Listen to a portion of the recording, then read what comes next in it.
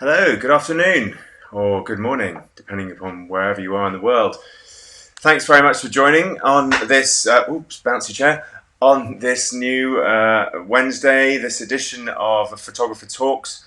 This week in conversation with Fergus Kennedy. Now, Fergus, I've had the pleasure of working with over the last few years, 10 years ago, namely, actually, was the last shoot we did together. He's a man of many talents, especially across the photography field, because that's not all he does. He's been taking photographs for over 30 years and professionally for around 20. He covers a broad range of areas, from underwater to lifestyle, product to landscapes, astrophotography to outdoor sports, and also in recent years, drone photography. His underwater photography has been highly commended in the Wildlife Photographer of the Year and featured in a National Geographic exhibition. You'll see why very soon. In the last 5 years, he's honed his drone skills, very much so, and set up Skylark aerial imaging to take aerial stills and video, and has been commissioned for work across the BBC, ITV, Channel 4 in the UK, and especially for the Great British Bake Off, if you know that. He's spent a large amount of time in his formative years in Oman, where he landed both his first non-paid and paid jobs across underwater photography and action sports. Commercially, he's worked for a wide variety of clients, including Canon, Toyota, and the Worldwide Fund for Nature. Fergus is originally from Lewes in East Sussex, near Brighton on the south coast of the UK, and that's where he continues to live between all of his travels when things are as they are. Please join me in welcoming Fergus Kennedy to your screens. There he is, Hi, the man himself. Hi there. Thanks for having me on, Charlie. Great to be able to chat, albeit remotely. Remotely is better than none. Exactly. Currently, we can't go anywhere, and it's a long old drive to get to Brighton from here, that's for sure. It's good to see you. It's good to see you looking in good health. Yeah, lots of sunshine recently. Yeah, that's changed here in the UK. It's all gone back to normal grey British weather. So inside we are, working hard on new projects. So how have you been? Have you been surviving well? Have you been keeping yourself busy? Yes, I have been keeping myself busy under lockdown. Particularly a lot of homeschooling for the younger member of the Kennedy clan. But amongst other things, a bit of product photography at home, marine biology work. I've been doing a fair bit of that. I've got my microscope in front of me, and I've been going through samples of worms from the bottom of the Arabian Sea. So that's been keeping me busy, and it's been good. Been outdoors a lot as well. No worries. So that's the other side of the Fergus Kennedy personality. It's not all about photography and videography. That's pretty good. Maybe you can show us some of your worms. Yes. So that's good. And you're finding homeschooling a barrel of laughs, as are the rest of us, I'm sure.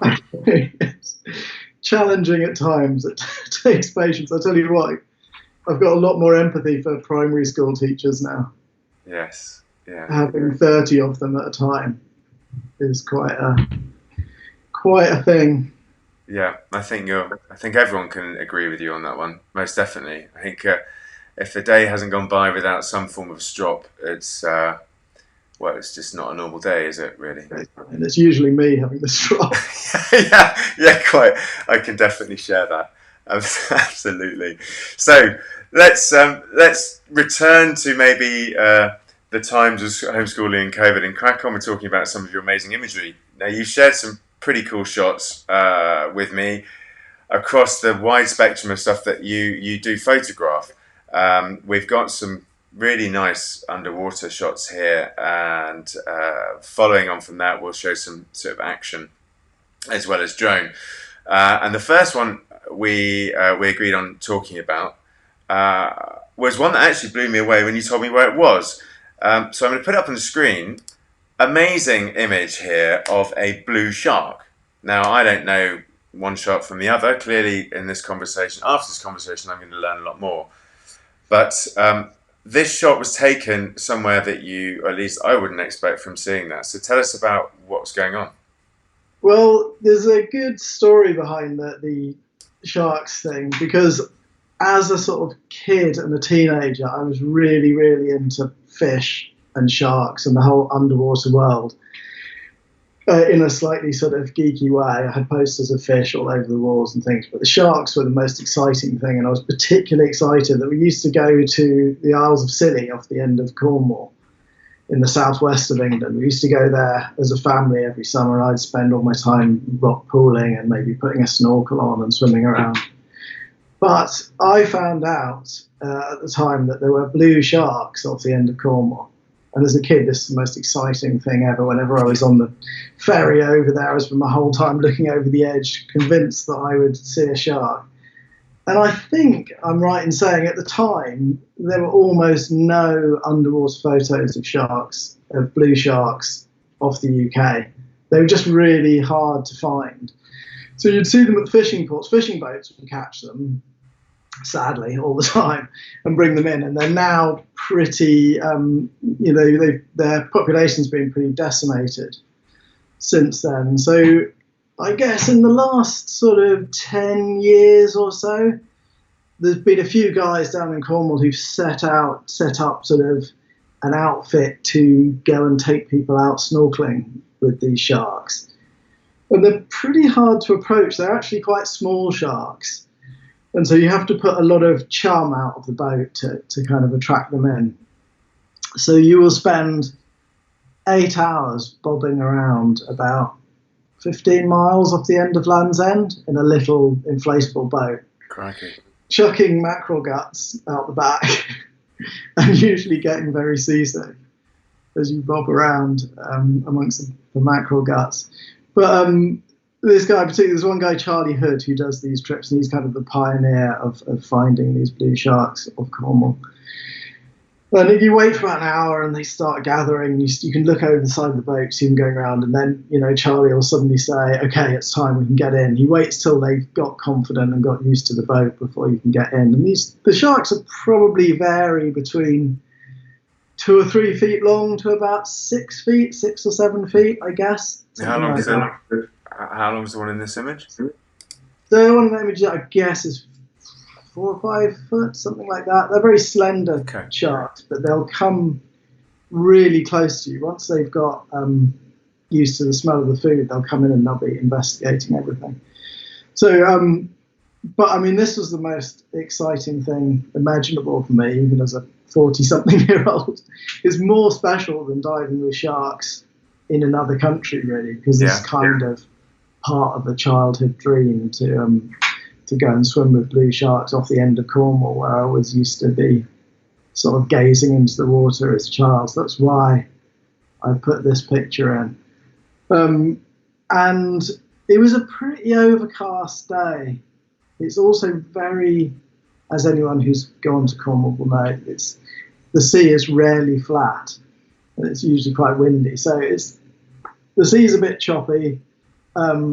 Overcast sky, but the sun came out for literally 3 minutes in the whole 8 hours that we were there. But luckily I was in the water just waiting for a shark to be in front of it with a little bit of blue sky that you can see through the surface on that shot. That was the only bit of blue sky in the whole day. So we got tons of shots and tons of footage, but there were literally seconds when there was some sunshine.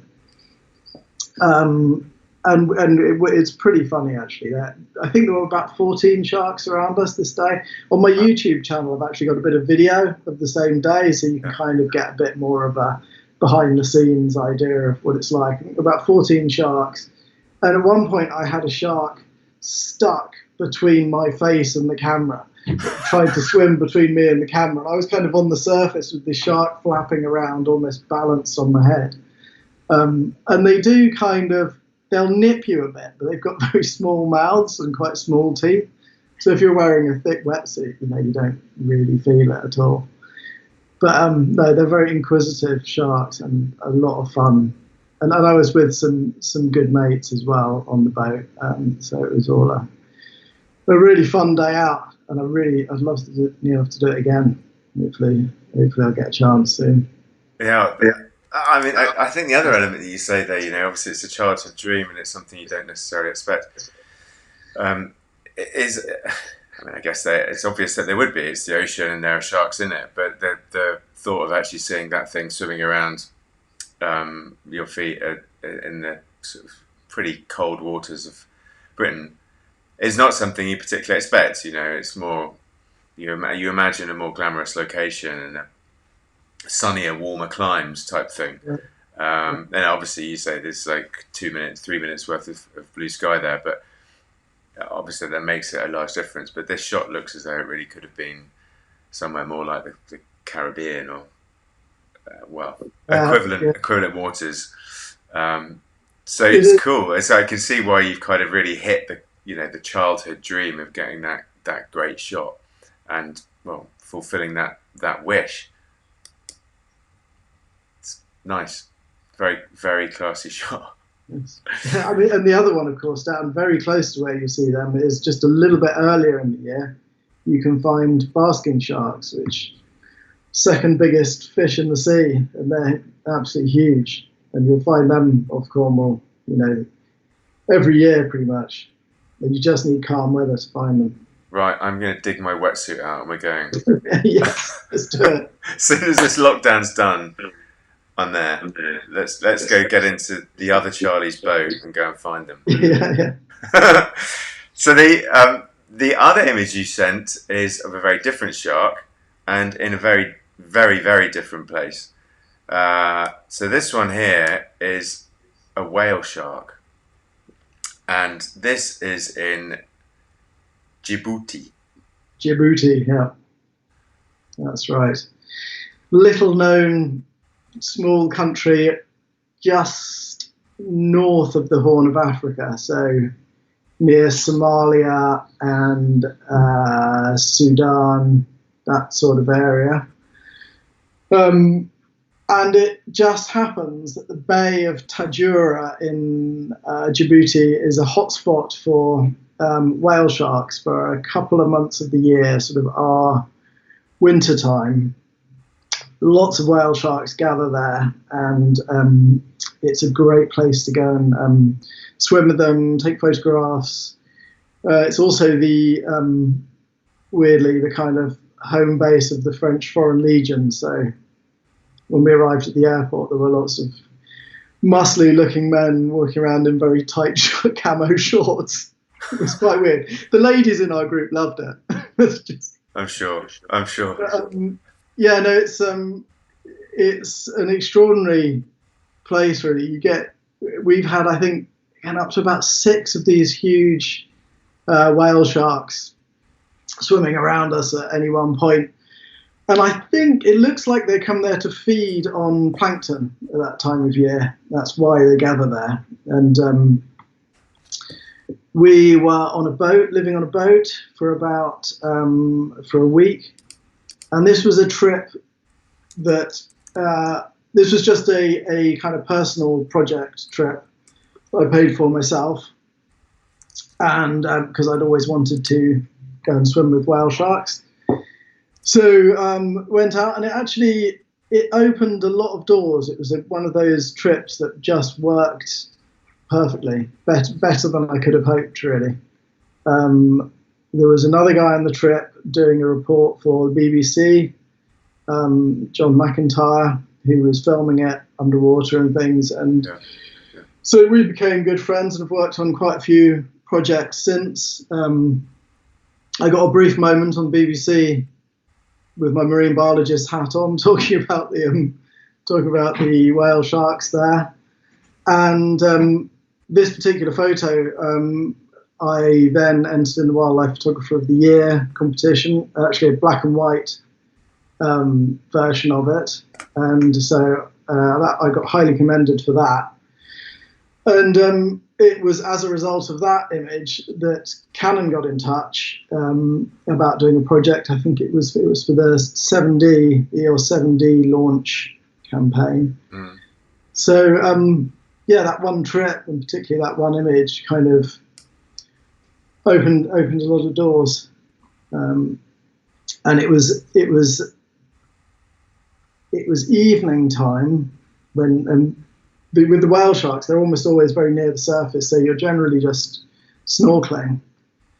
And I was hanging around. Everyone, you might have sort of 10 snorkelers in the water scattered around, and 3 or 4 whale sharks swimming around you. But you can't always see them because they'll be out of the range of your visibility. Yeah.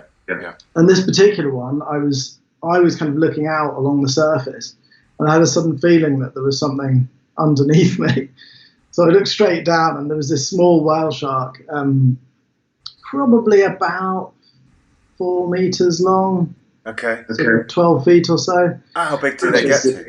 Which is small for a whale shark. So I think you can get an 8-meter whale shark quite happily, which is a big old fish, biggest species of fish in the world. And yeah, it was just slowly coming up from the depths. So when the surface is very, very calm and the winds died down, you get these light rays going through the water. As you look down, you sort of see converging light rays going off into the depths. And it was coming up towards me, and I think I shot 3 or 4 shots of it coming up. And I kind of didn't think that much more about those particular shots. I shot a load more of other sharks at different angles. But when I went through in Lightroom in the evening on the boat, that one really sprang out as being a nice, sort of pleasing composition. So it was a lucky event. Yeah, I mean, I love the way that the tail's glowing at the back. The front of it is all beautifully lit up. You know, you kind of using a classic sort of trick of perspective and with the leading lines, if you will, of the rays. It kind of creates an effective motion, really, as well, which is, I think, another thing that really makes it stand out. It's super strong. How wide is that mouth? On that particular individual, probably, I would say, about a bit over a meter. So there were individuals around which were sort of a fair bit bigger than that. And that was quite a small one. One of the really exciting things that happened on that trip actually was snorkeling with them at night. The boat that we lived on, sort of big liveaboard gin palace type dive vessel, has some big lights on it. If you put the lights on at night, the plankton all get attracted to the lights, and then the whale sharks come in and start feeding on the plankton. So we thought it'd be a good idea to jump in the water at night, and sort of in the blackness, you suddenly see these shapes coming up out of the blackness with huge mouths open, scooping up all the plankton. And I shot a load of. I only got to do that once. I got one opportunity to do it, and I decided to take the video camera in, which I kind of regret now. Because whilst the video is okay, it's pretty noisy and because it's so dark. And it was a small video camera. And the very following year, a guy called Thomas Peshak, who's a fantastic photographer, National Geographic photographer, went to the same place and got an absolutely awesome photo at night of a whale shark and that was in Wildlife Photographer of the Year. The following year, and I just saw it and went, that's the shot I should have got at the same time. Of course, now you could use, that was just before the 5D Mark II came out, which had video on it. Nowadays, you'd go in with one camera and you'd get good quality video and stills on the same dive. But in those days, I had to choose which I was going to take. That must have been crucicifying for you. I've had plenty of near misses where I was going, just such a missed opportunity. But you live and learn, don't you? Well, true. You choose your weapon, and you wanted to get some good video. So, you kind of shot your stills. Now you're like, okay, move over. But you're right. I mean, the new camera, you just go and flick the switch over, and off you go. And the video did get used in the BBC report as well. So, well, there you go. Yeah. You won to a degree. You can go back. Somebody else got that shot, but you've got a pretty good one yourself, so you can live comfortably and be happy. So look, moving on from the oceans, we're gonna head into the mountains now with a shot that you shared with me from another Canon project in the Cederberg Mountains of South Africa, so near Cape Town. And this shot's great because this shows off a completely different skill set of yours. The antithesis, if you will, of diving and marine biology and underwater photography, showing outdoors adventure, action, and most importantly, kind of astrology, which is another, or astrophotography rather, I should say, which is another keen area of interest. So tell us a little bit about this shot. This was a Canon shoot a couple of years ago for the launch of the EOS RP, which was their full-frame mirrorless camera. So we had a couple of influencers with us, and I was shooting the lifestyle shots, sort of behind-the-scenes shots, product shots of the camera. And Gergo, who was our influencer in this particular time, was shooting some great astro shots. And I'd noticed earlier during the day that there was this sort of cave, it was a tunnel through the rock actually, and with a great kind of view through it. And it's always challenging doing these shoots because we've got lots of things to do. In fact, that particular evening was quite stressful because it was getting towards the end of the shoot and we had lots of shots that we still needed to do. My brother, Nick, has a production company and he was shooting the behind-the-scenes video. So he's got a big shot list of things he has to get. Yeah.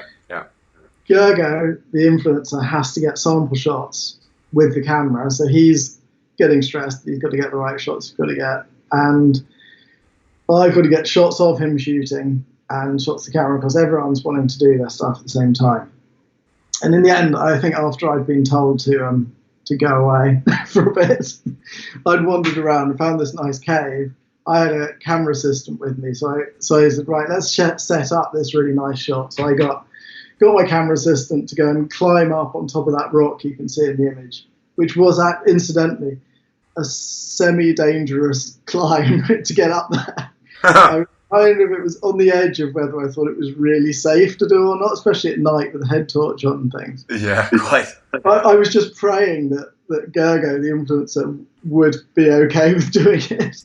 I got my assistant to go up there, set up a tripod, set up the lighting. I've got a little speed light just behind the Gergo in the image. You can see it slightly rim lit. Yeah.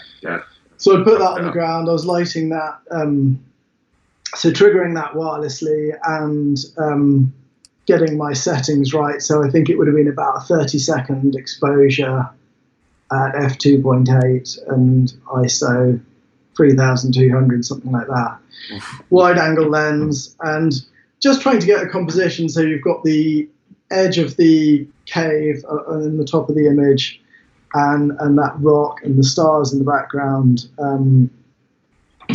and also it meant that the model has to stand really still for 30 seconds. Yeah. So I'd have to shout, okay, stand still, give them 30 seconds, and then tell them they can move again.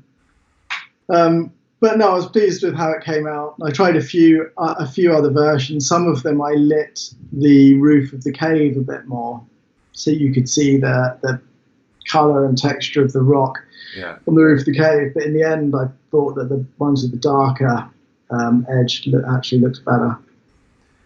But it draws you to the sky, really, isn't it? It kind of natural frame. Yeah. And your focus is very much on the sky and the subject. Yeah, I mean, and I learned a lot about the sort of southern hemisphere sky as well. I don't think you can see it in this shot, but there are a couple of these kind of really near the Milky Way. There are a couple of these really kind of, they look like clouds in the sky. They're actually called the Magellanic Clouds, and I found out that they're galaxies, satellite galaxies of the Milky Way. And that was the first time I realized that there were actually galaxies that you could see looking like a galaxy, looking quite big in the sky with the naked eye when you're somewhere really dark like that. You know, it's only when you're in a really dark place without any light pollution and no moon. I think there was probably a half moon when this photograph was taken, so you can see a bit of light on the rocks in the background, right? And that's from a half moon. Once it's any closer to full moon, it tends to bleach the stars out. I see. So you had it pretty much bang on timing, really. Yeah, and it wasn't. I kind of, because I didn't organise the shoot, I was kind of saying afterwards to my brother who helped produce it, and the other producer who was there going, "Oh, so lucky that we got such a great night in such great conditions," and they just went, "It wasn't luck. we thought of all of this." There was me diminishing their role in the whole thing. They'd planned it so the phase of the moon was right, and you know the forecast was good at that time of year in that area. So yeah. So you fully undervalued your crew. Yes, exactly. Yeah. Great. Well, you clearly do like taking pictures from inside caves and rocks, because the next shot I want to put up is the one that you showed me from Petra. Again, slightly kind of adventure-y, and you know, kind of there's a bit of a similar feel to the shots. But here you can see the roof of the caves, and this shot is stunning. Like, you know, obviously we've gone through some locations here. We've gone from Cornwall to Djibouti to South Africa, now to Petra, and this one, definitely this one takes the biscuit today for me, at least. Now, what's where are you on this? I don't recollect it. You explained this trip to me, apart from that it was in Petra. Yes. So this was a couple of years ago. I had a call from a guy who is a very keen paramotor pilot, and he is a diver as well. So lots of things in common. We had mutual friends, so that's kind of how the connection happened. He's a British guy, but he put together a team of people under the invitation of the tourist board of Jordan. Okay. To kind of do a recce trip to look at the potential for developing more aero sports, paragliding, paramotoring, that sort of thing in Jordan. Wow. Jordan has a pretty long history of aviation. I think both the current king of Jordan and the previous king, Hussein, were very keen aviators. So we had guys from the Air Force, the Royal Aero Club of Jordan, with us, showing us around, taking us to what they thought would be some of the best spots in Jordan for a bit of flying. Started off at the Red Sea, right down the south of Jordan, with some scuba diving, and they did some flying with their paramotors around there. But I think it was a bit windy the day we were there. And then we went up to Wadi Rum, which is amazing spot. I absolutely love it. For anyone who wants to imagine it, there's the famous scenes from Lawrence of Arabia, a Peter O'Toole film shot in Wadi Rum. Amazing sort of desert and rocks. But more recently, The Martian, various films, it kind of stands in for the surface of Mars, so big, huge rocky mountains and sandy deserts. And then a couple of hours, so the paramotors had an amazing time in Wadi Rum, flying down these kind of canyons, like something out of Star Wars, really tight canyons. I was chasing them with my drone down there and things. It's cool, quite exciting. But a couple of hours north of Wadi Rum is the ancient ruins of Petra, which are, again, amazing, absolutely amazing place to visit. But this was the first time, I believe, that anyone had permission to fly paramotors, or I think any kind of aircraft, through there. So pretty cool opportunity. And I looked around. In fact, we had another drone pilot with us as well. So sometimes I flew a drone, sometimes he flew the drone. But it was such an amazing place that I kind of wanted to do everything really. But in the end, they said, we've only got a couple of hours while the wind's light enough early in the morning. The drone guy's going to fly the drone, and I'm going to do stills photography. Okay. So I had to hunt around as quickly as possible to find to sort of frame up some interesting shots. And this was a kind of shallow cave. Have you ever been to Petra? No. It is amazing. I mean, it's a big.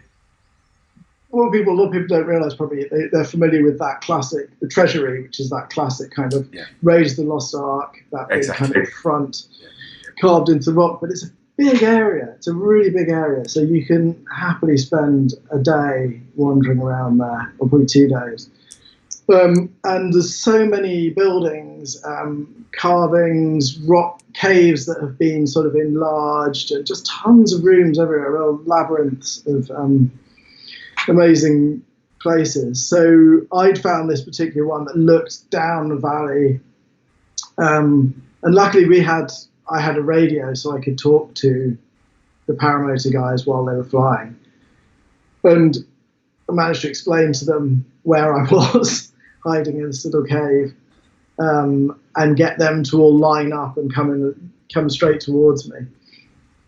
And I think they went past 2 or 3 times, and this was the nicest arrangement of all their canopies in the shot on this particular one.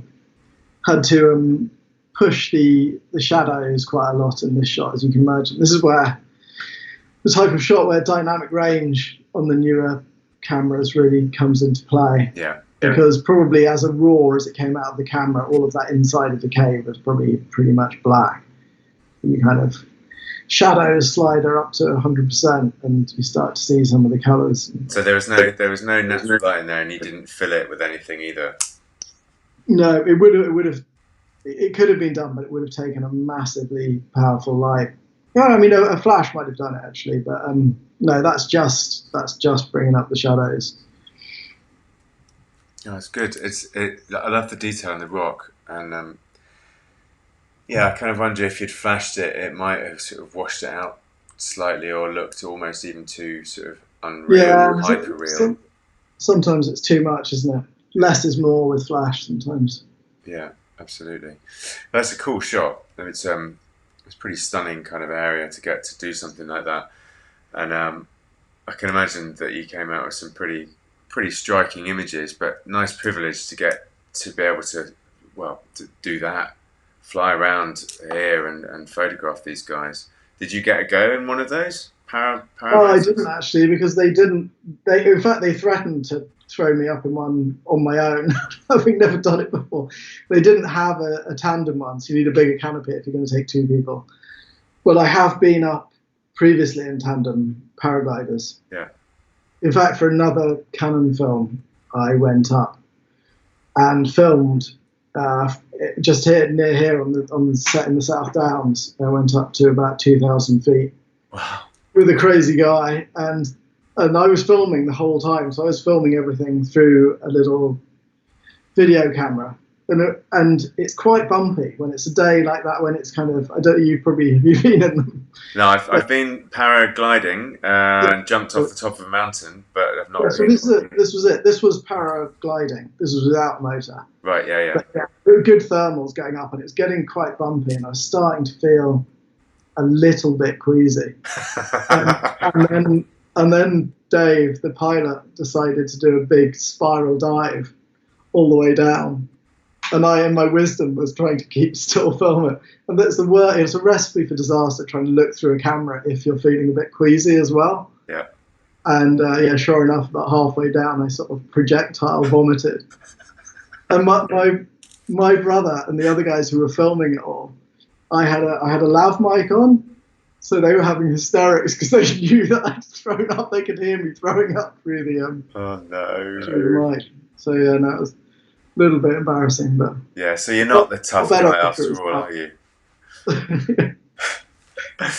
That's I can imagine that would probably turn your stomach somewhat. I remember the guy did it to me, but I wasn't trying to look through a camera at the same time. when I It went is, there once. So yeah, I'm not surprised. it is killer. I got my revenge on my brother because we were in Tahiti last year, and he was shooting video, and I was just shooting stills on a boat at this really cool surfing break, and he started to go really green as well. Had to stop filming.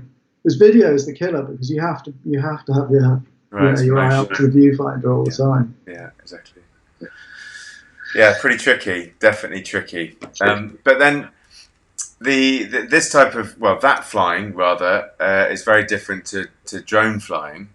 Although there's an element of what we've just discussed about having the viewfinders up against your eyes the whole time that might come into play when we discuss your little kind of most recent project. But the shot I wanted to show next, I'm going to jump to actually the Brighton Pier one, because we've gone obviously underwater to rocks and now to flying, and I think it's a pretty appropriate shot. So hopefully I've got the right one there. Yeah. So this I've seen on your Instagram feeds and various posts of yours, lots of shots of things that you do around Brighton. Take your drone down there quite a lot and do some nice stuff, lighting piers with lights from above, and lots of sort of shots out to sea or looking back into land. And this one's really super striking. You know, you've got the colours going on and what looks like a very milky kind of sea. So that looks like it was a reasonably long exposure. Tell us about this, and actually, more importantly, what drone did you use? Because that must be a weighty piece of machinery. Actually, no. I think this is the Mavic Pro 2. Ah, okay. So it So was quite okay. small. Obviously, the first concern when you're taking shots like this is being safe. Yeah, So I did it at a time where there was almost nobody on the pier. The time I wanted to get was I wanted to get the lights on. yeah, I've done this shot a couple of times. I thought having some lights on the pier kind of makes it pop a little bit. But it can't be a time when it's rammed with people. So I had to make sure of that. You've got to stay, even as a qualified drone pilot, you have to be more than 50 meters away from buildings and things. So, but luckily for this one, I had to be at 400 feet, which is the maximum height you're allowed to fly up, just to get this shot in. And depending on sort of camera and lens, sometimes you have to get this shot with 2 or 3 photos stitched together.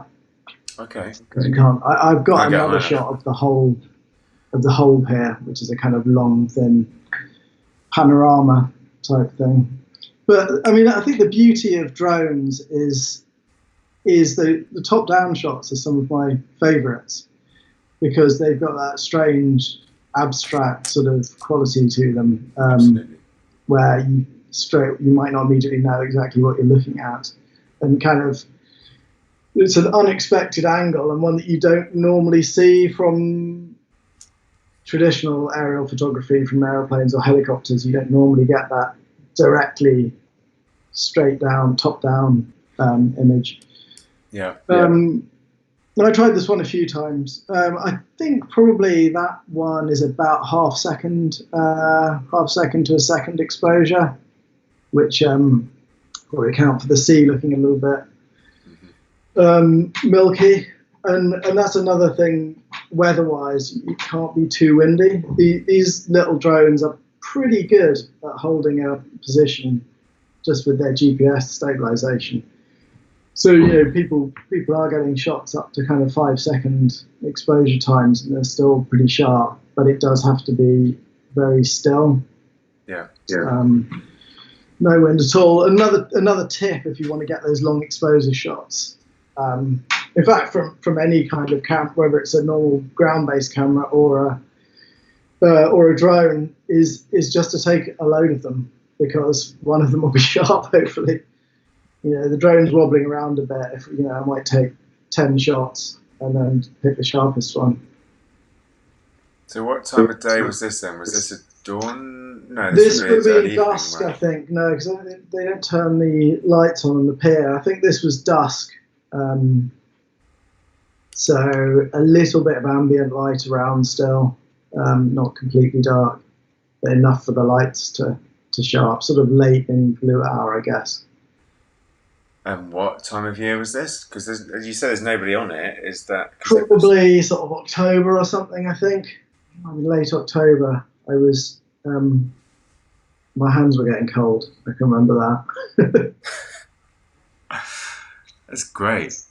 Have you done a kind of a series? Have you thought about doing scarily close to the camera? Have you thought about doing a series of UK peers? Or Yeah, it would be good. I haven't. Yes, I haven't. There are definitely a few around which would work well. They'd make a nice collection in a gallery, wouldn't they? yeah, Different shapes of piers. And the fun fair is another one that looked good that I've seen other people do that looks good. and that's completely legal. So there's a fly in my room. That's completely legal so long as you're still at good height. Because there's It totally depends on how many people are out. So if there's a gathering of sort of, if it was a busy fun fair, that would be a no-no. It's all kind of risk-based. So you're not meant to be hovering directly over people. The ideal is to get a location where you can get it before it's opened or something like that when there's no one around. okay. It's just a lot of these rules are just kind of common sense. You don't hover drones over busy cities or roads or that sort of thing. Yeah, the last thing you want is it crashing out of the sky and taking somebody out. Start a major incident. Yeah, exactly. So this one here in above Brighton, you said that was 50 meters above the highest point, or 50 meters above No, the that sea. was so the Brighton Pier one was 400 feet. So it's Oh, about sorry. 100. Yeah, that is at the maximum level. It was. Yeah. Yeah, yeah. The minimum you're allowed is 50 Yeah. meters Of course. from buildings and people. But the higher the better, really, with that type of image. Well, clearly, you are the man who knows everything about drones for a couple of very good reasons.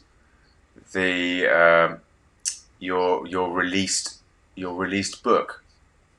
So moving on from your pictures, let's have a little chat around those. You released drone photography and video masterclass. I'm putting the image up there now, Oh, which that's got on hang here. on, hold it up. There you go. That's it. The real deal. You released that, and obviously you've got a pretty ridiculously crazy shot of, I don't know, Shanghai, Hong Kong, something like that. That's not my photograph. I have to admit. Ah, the illusion is shattered. I would love that to have been my photo. So we had quite a few contributors. In this book, it's mainly a sort of technique book, how to do it, how to take good photos and video. But it has little sections, profiles of different drone photographers from around the world. And this guy, I think it is, trying to remember his name. His name has slipped my mind for the time being. But very good photographer, local Hong Kong photographer. Okay. And he has some awesome shots. There's a couple more of his in the book with sort of fog over the skyscrapers and lights lighting up the fog from below. Pretty amazing pictures. And that book came about through Ammonite Books, who are part of GMC Publishing, who just happened to be in Lewis, where I live, and they publish the Wildlife Photographer of the Year books. They kind of do a whole range of photography books, and I had been writing for Outdoor Photography magazine, and they'd come along and said they want to do a drone book. Would I be interested? So is that solid Bible then? Would you say? If you want to learn everything, about how to fly a drone, get that book. Absolutely. Okay, I'll put that. I can put the link to it in into the YouTube description afterwards. Yes, yeah, and it's very much aimed at people who either are really into drones but don't know much about photography, or people who are into photography but don't know much about drones. It's kind of, tries to talk a little bit about how to fly drones in the first section, and then there's a bit about how to take photos or videos from a drone. But obviously, tech moves on pretty quickly. It's already a couple of years old, this book, but we tried to make it as general as possible, and luckily, almost all of what applies to the kind of interface of how you control the cameras on sort of mid-range consumer drones, it all still holds true. So it's still pretty relevant now. That's good. That's good news. Well, because there's a viewer who's just punched in the comment that he'd like to get a hold of a copy for his son. So maybe we can try and arrange that and get you to even sign it for him. That would be cool. I think I can do that. Yes. Yeah. So there you go, Oliver Edwards. We'll try and get that sorted. I'll hook you guys up afterwards. Cool. Because obviously, from teaching people how to take pictures is one thing, but actually taking pictures and showing them. Now we've seen one from Brighton Pier, but you've brought out another book, which is Masters of Drone Photography. Yes. So tell us about this. This isn't all of your photography, is it? No, this is also not my photo on the cover. You definitely need to have a think about that going forward. I didn't make the decision on which pictures went on the cover, but I think the editors have chosen a pretty good one there. I'll put it up here. It's the Lavender Harvest going on there. So that's it. So this is a coffee table book. A whole bunch of photographers from around the world with very different styles of drone photography. And it's kind of inspiration. So pretty images and a little bit of technical information about each shot and a kind of profile of all of the photographers who are in it. So yes, that's a fun one for everyone. All right. Well, maybe we can if you can share the link with me of that one, I can put it in the field, the comment description of the talk afterwards, so people can go and get it. Looks good. I clearly need to get one on my shelf, so maybe we can do a book swap. I'll get you one of mine. Yes. Yeah. That's the way to go forward. So cool. All right. Well, you clearly are the man of adventure and underwater and flying. Now, obviously during this time, you haven't really been able to do any shoots as you normally would, much like every other photographer, pretty much that I've spoken to. Some people are starting to see a bit of work again, but obviously we've had 10, 11, 12, I've lost count, weeks of homeschooling and all sorts. But in that time, you have learned a new trick, haven't you? Or not really a trick, but more of a skill, Yes. which I alluded to earlier. We talked about sort of things on your face and so on. So you've been learning this very cool thing called FPV drone flying. Yes, something I'd been intending to do for a while and had dabbled in with mixed levels of success, I'd say. So I've been annoying my family by flying these little drones around the house. You can see, pretty small.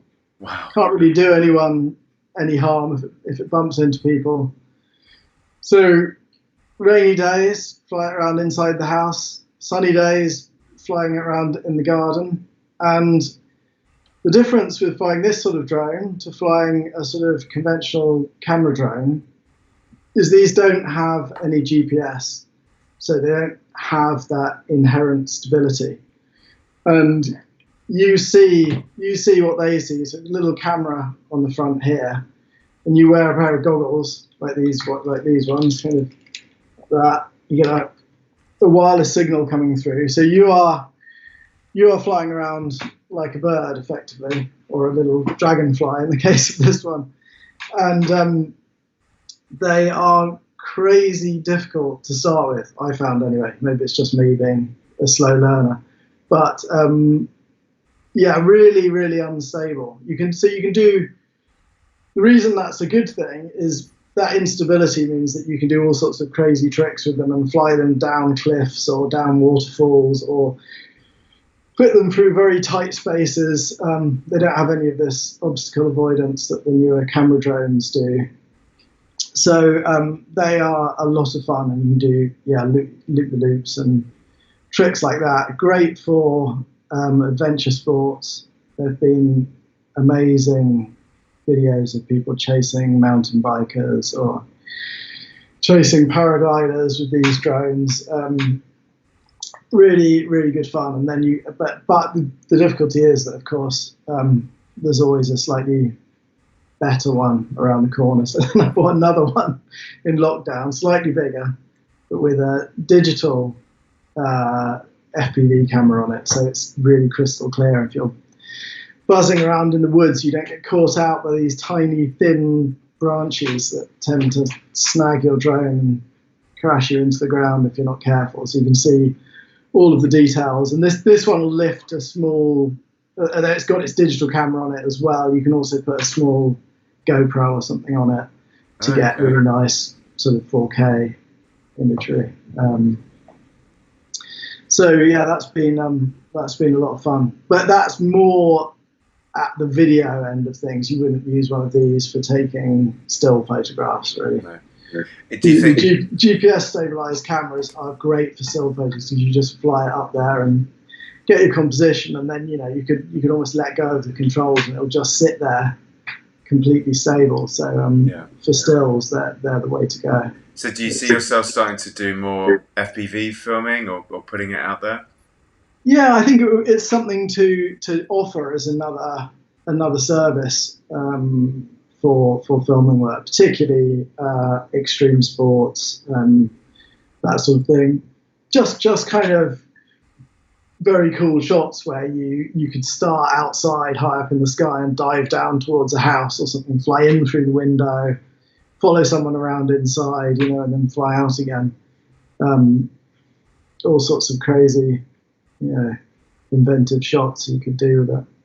Yeah, it's. I mean, I've seen a lot of footage. There's a couple of people I've seen in lockdown who've been flying drones around Rome, and that's pretty crazy because there's nobody walking around the streets and whipping down these tiny little alleyways. Fantastic, but really, super sort of edge of the seat type stuff. And I'm a big fan myself, but I haven't tried. Maybe I'll learn. Maybe if I come down to Brighton and see you, we'll have a go, and I'll see if I'm a natural straight away or if I've just basically got no chance. But cool. That's a very cool thing to have learned, and to be able to kind of walk out of this with a new skill under your belt is great, and obviously a fun one at the same time. So good skills, good learn. Question for you then, as we're approaching our sort of hours time. Outside of homeschooling, outside of learning FPV drone flying, what thought have you given to kind of COVID? Do you see future trends maybe starting to surface off the back of it? Different ways to do business? Have you any thoughts around that for just a couple of minutes? Yes, I think there will be a lot less international travel for a little while, anyway, at least. And I don't think that's a bad thing. Much as from a personal level, I love going to see amazing places. I think if we do it less, when we do it, we'll appreciate it even more. Yeah. I know that before COVID started, in the office, we'd been having chats about our kind of carbon footprint, and where it was kind of not ideal in many ways. And even despite doing carbon offsetting all our flights, I think more than that needed to be done. So I think if we can shoot more locally and really take advantage of what we have, within the area, and it being a bit more limited probably helps your creativity in some ways. If you limit your opportunities a bit, you start to think outside the box, think of new ways of shooting things that you've shot before.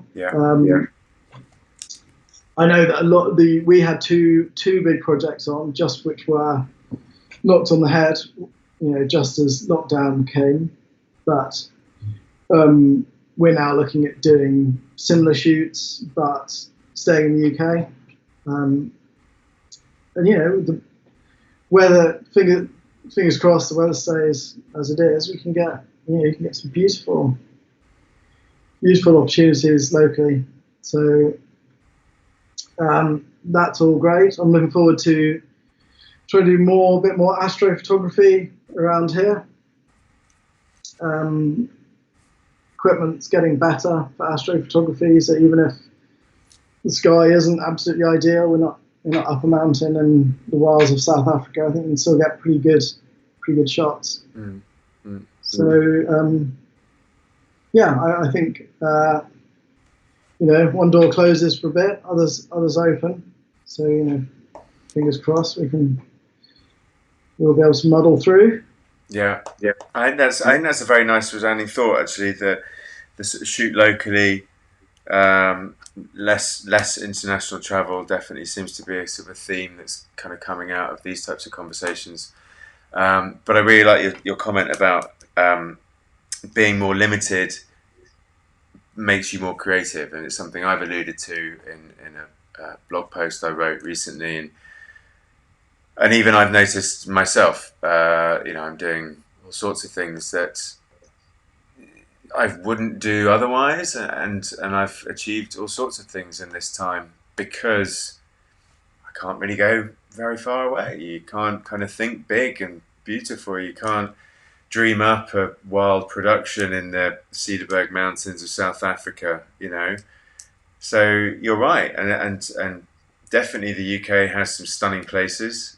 Your eyes start to open when you can't go far outside from where you live. You start to find the beauty in your local environment, and you've got the great skills there. Obviously, you can go up there to shoot down, and you can go do it by night, and go off on your mountain bike and shoot as well. So there's a lot to be said for it.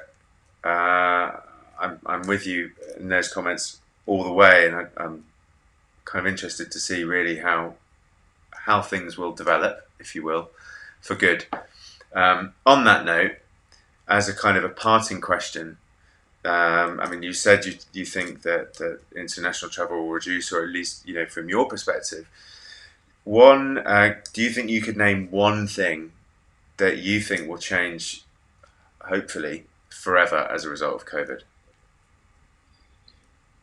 One thing that'll change forever. And if you don't think there is anything, then it's very difficult to predict, but I think it will be around international travel is the biggest one, but it might well be a lot more expensive for a bit, possibly forever. And but that was kind of what had to happen anyway. I think with the climate change thing going on, and it's taught us that we can live in a different way. All of this working from home, less traffic on the roads. That may have an impact, a lasting impact. Yeah. Good. I agree. I think that's definitely the resounding thing that's going to come out of this. Could be with us for a long time. So let's see what happens. So Fergus, thanks. Thanks very much for joining me today. Thanks for talking through some of these amazing pictures and telling us a little bit of the story behind each of them. For now, I'd like to wish you well. Stay healthy, stay safe, and we'll catch up again very soon, hopefully in person. Yes, excellent. Okay, great to speak to you, Charlie. Thanks. Thank you for joining, and wish you a very safe week in the intervening time. Take care and join me next week for another A Photographer Talks. Bye.